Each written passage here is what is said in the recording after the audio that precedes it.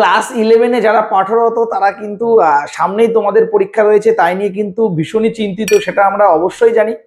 তার কারণ তোমাদের কাছে যেহেতু প্রথম এটা পরীক্ষা, অর্থাৎ এই যে 35 নম্বরে যে তোমরা পরীক্ষাটা দেবে সেটা কিন্তু একদমই নিউ। তো সেহেতু তোমাদের কেমন প্রশ্ন হবে, প্রশ্ন প্যাটার্ন কেমন হবে সে সম্পর্কে তোমাদের কিন্তু কোনো আইডিয়া নেই বললেই চলে। তো এর জন্যই কিন্তু আজকের এই ভিডিও। মূলত তোমাদের এই ভিডিওতে আমি তোমাদেরকে বলবো যে লাস্ট যে কদিন তোমাদের হাতে রয়েছে সেই কদিন তোমরা ফিজিক্সটাকে কিভাবে পড়লে ভালো একটা স্কোর করতে পারবে এবং পরীক্ষার হলে কোনো টেনশন ছাড়াই পরীক্ষাটাকে একদম পরীক্ষা ভালোভাবে দিয়ে তোমরা উত্তীর্ণ হতে পারবে, সেটা নিয়েই কিন্তু বিশদ আলোচনা করবো আজকের ভিডিওতে। তো চলো আমরা একটুখানি তোমাদেরকে বলে দিই যে তোমাদের পরীক্ষা মূলত কিন্তু এমসিকিউ বেস হবে। তোমাদের ফিজিক্সের কিন্তু সিলেবাস রয়েছে ইউনিট 1 থেকে ইউনিট 5 পর্যন্ত, অর্থাৎ এর মধ্যে তোমাদের যে সমস্ত ইউনিটগুলো রয়েছে সেই ইউনিটগুলো কিন্তু তোমাদের কাজ যে আগে থিওরিটাকে কিন্তু ভালো করে পড়ে নেওয়া। তোমাদেরকে একটা কথা বলি, আমরা অফলাইন বা অনলাইন পড়াতে গিয়ে একটা জিনিস লক্ষ্য করছি, যখনই আমরা কোনো থিওরি একটু বড় আকারে দেখানোর চেষ্টা করছি তখনই তোমাদের মধ্যে থেকে কেউ না কেউ কিন্তু বলে উঠছে, স্যার এখান থেকে তো কোনো 3 নাম্বার বা 2 নাম্বারের কোশ্চেন নেই, তাহলে এত বড় করে আমার বোঝার কি দরকার স্যার, জিস্ট বলুন না, সূত্রগুলো বলে দিন না, তাতেই আমাদের প্রবলেমেটিক কোশ্চেন সলভ হয়ে যাবে। এটা কিন্তু একটা বিরাট বড় ভুল। অর্থাৎ তোমরা যদি এই ভুল সবাই করো তাহলে কিন্তু পরীক্ষার হলে তোমাদের কিন্তু খুব মহা বিপদে পড়তে হবে। সিলেবাস থেকে আমরা জানি এমসিকিউ আসবে, বাট এমসিকিউ আসবে বলে আমি কোনো থিওরি ভালোভাবে পড়বো না, থিওরির অ্যাপ্লিকেশন শিখবো না, এটা কিন্তু নয়।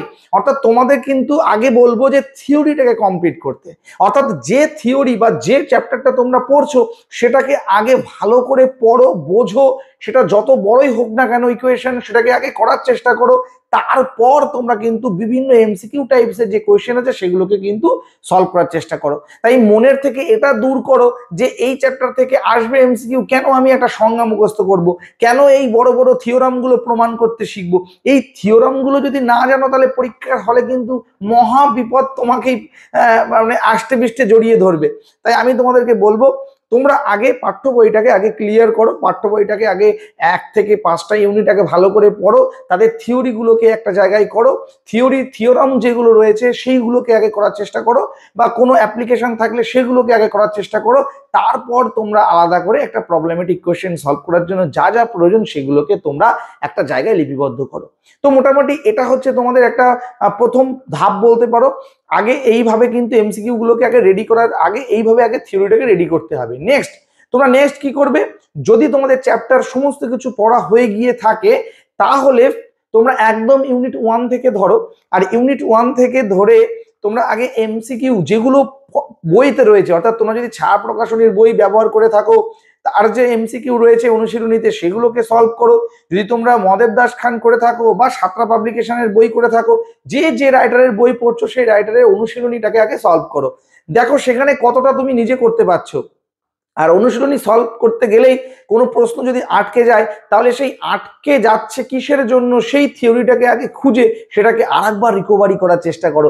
যদি তুমি ওটাকে রিকভারি করতে পারো তাহলে দেখবে তোমার পরীক্ষার হলে কোশ্চেনগুলো এমনি অনায়াসে হয়ে যাচ্ছে। এরপর তোমাদের তৃতীয় ধাপ বলতে পারো, সেটা হচ্ছে যখন তোমাদের বইয়ের থিওরি সমস্ত কিছু কমপ্লিট হয়ে গেছে তখন তোমরা বাজার চলতে, আমি দেখো দুটো বইয়ের রিভিউ তোমাদেরকে দিয়েছি। একটা হচ্ছে ছায়া প্রকাশনীর যে বইটা তোমরা ফ্রিতে পেয়েছিলে পাঠ্য বইয়ের সাথে, সেটা তোমরা করতে পারো। সাতরা পাবলিকেশনের কিন্তু একটা বই আছে, সেটা করতে পারো। তাছাড়াও রায় ও মার্টিন সম্পাদিত যে ফার্স্ট সেমিস্টারের জন্য যে বইটা বেরিয়েছে সেইটা প্র্যাকটিস করতে পারো, বা সাতরা পাবলিকেশনের র্যাপিড টেস্ট 2024 ক্লাস 11 বেরিয়েছে, ফার্স্ট সেমিস্টার বেসিক কোশ্চেন সেখানে দেওয়া রয়েছে, সেটা তোমরা সলভ করতে পারো। তো এই বইগুলোকে যদি তোমরা প্রত্যেকটি চ্যাপ্টার বা ইউনিট অনুযায়ী যদি করতে পারো পরীক্ষার হলে সমস্ত কিছু এমসিকিউ তোমরা কমন পাবে। এবার একটু বলে রাখি, অনেক তো কথা বললাম, বাট তোমাদের মনে হতে পারে স্যার কোয়েশ্চেন বলুন, এত কথা তো আমরাও জানি, বাট কোয়েশ্চেন কোনটা আসবে সেটা একটু আমাদের বলে দিন। তো তোমাদের যে দেখো, এটা যেহেতু প্রথম এমসিকিউ পরীক্ষা, একদম নিউ তো এখান থেকে সাজেস্টিভ কোশ্চেন কিন্তু সেইভাবে বলা সম্ভব না। আর তোমরা সবাই জানো ফিজিক্সের সাজেস্টিভ কোশ্চেন বলা মানে কিন্তু উলুবনে মুক্ত ছড়ানোর মতো এমন একটা অবস্থা। তোমাদের জন্য আমরা কি করতে পারি, যাদের সামর্থ্য নেই বই কেনার বা বইটা খুব প্রয়োজন কিন্তু একবারে এতগুলো বই কেনা সম্ভব না, তোমাদের জন্য আমরা কি করেছি, ডেসক্রিপশনে যে হোয়াটসঅ্যাপ গ্রুপ লিঙ্ক দেওয়া রয়েছে সেই লিঙ্কে ক্লিক করো। সেই লিঙ্কে আমরা চ্যাপ্টার ওয়াইজ কিছু কোয়েশ্চেনের পিডিএফ দিয়ে দেবো, তোমরা সেই পিডিএফ গুলো দেখেও কিন্তু প্র্যাকটিস করতে পারবে। তাই দেরি না করে আগে ডেসক্রিপশনে দেওয়া যে লিঙ্ক সেখানে ক্লিক করে আগে তোমরা হোয়াটসঅ্যাপ গ্রুপে জয়েন হও। সেখানে আমাদের সময় অনুযায়ী আমরা কিন্তু তোমাদেরকে এটা প্রদান করব, পুরোপুরি ফ্রি অফ কস্টে, একটা টাকা তোমাদের থেকে কিন্তু আমরা নেব না। আর তোমাদের জন্য কি করতে পারি, আমরা আমাদের নেক্সট বা পরবর্তী ভিডিওতে আমরা আনতে চলেছি প্রত্যেক ইউনিট অনুযায়ী 10-15টা করে কোয়েশ্চেন, খুব important triple star marks question. এটা তোমাদের প্রয়োজন আছে কিনা আগে কমেন্ট করো। যদি তোমাদের কমেন্টে দেখি যে হ্যাঁ তোমাদের প্রচুর কমেন্ট আসছে, তবে আমরা গায়ে খেটে এটা বানাবো রাত জেগে, নতুবা কিন্তু আমাদের বানানো বৃথা। তোমাদের আগে রিকোয়ারমেন্ট আছে কিনা সেটা জেনে নিই, তোমাদের রিকোয়ারমেন্ট অনুযায়ী কিন্তু আমরা এই পিডিএফটা বানিয়ে তোমাদেরকে ফ্রিতে প্রদান করব। তো মোটামুটি ফার্স্ট সেমিস্টার ফিজিক্স নিয়ে বেশি টেনশনের কোনো কারণ নেই।